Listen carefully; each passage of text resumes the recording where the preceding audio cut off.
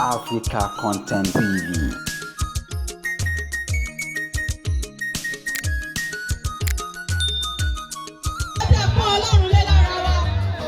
Shout hallelujah. Hallelujah. To go dey so wọ́dàn.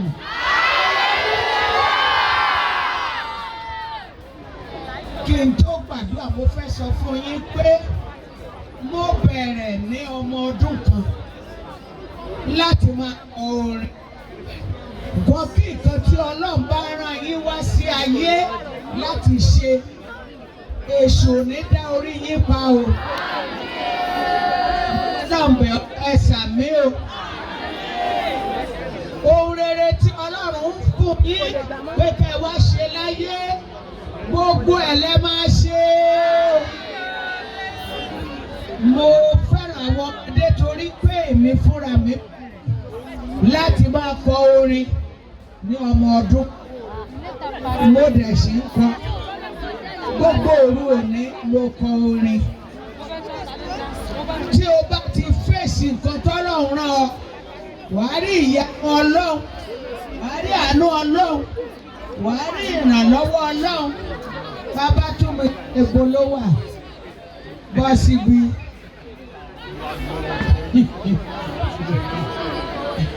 Ọ̀kan nínú ọmọ tí ẹ máa ń gbọ́. Ó tiẹ̀ tí gbọ́ rẹ́kọ̀dù rẹ̀ wá ti gbọ́ mẹ́ta mẹ́rin márùn-ún. Àmọ́ ní gbogbo àárọ̀ Sunday òun ló máa jí ọ. Wàá kọrin kọrin tẹ́ ẹ̀ bá tí gbọ́ gbogbo àárọ̀ Sunday. 8 AM to 7 AM. Tí o bá láti orin bàbá ṣe like.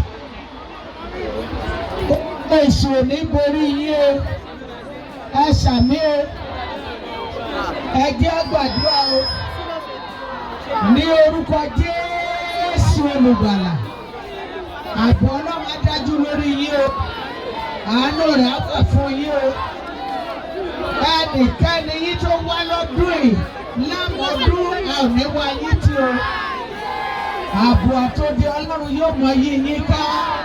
Gbogbo àwọn òbí tó jẹ́ kẹ́ wá bí wọn ò ní kú o. Ẹ̀yin náà ò ní kú mọ́ wọn lọ́wọ́. Ọlọ́run yóò ṣètò ìpè lórúkọ Bàbá ti Ọmọ ti Ẹ̀mí mọ́ lórúkọ Jésù Kristi Olúwa wa. Bọ́lá rẹ̀ kọrin kan lọ́jọ́ sí o. Ó ní Ọlọ́run àgbáyé. Mi ò gbọ́ rárá, ẹ sọ̀rọ̀ sókè. Ẹ ṣàdánkátà rẹ̀ pẹ̀lú ọwọ́ yín méjèèjì. Àwọn tó fẹ́ máìtì kọ́ ni ẹ pẹ̀lú mi o.